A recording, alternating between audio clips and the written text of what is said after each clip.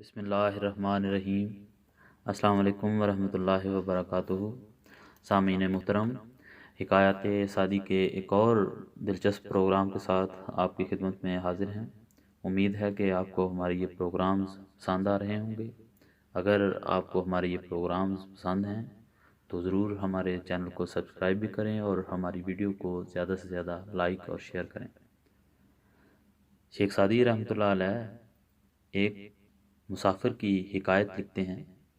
چنانچہ آپ نے لکھا ہے کہ ایک مسافر کسی بڑے ریگستان میں راستہ بھول گیا۔ بدقسمتی سے کھانا بھی ختم ہو چکا تھا اور برداشت کی طاقت بھی نہ رہی تھی۔ ہاں، کمر سے کچھ روپے بندھے تھے۔ جب ارد گرد پھر کر غریب نے کہیں راہ نہ پائی تو بے چینی سے جان دے دی۔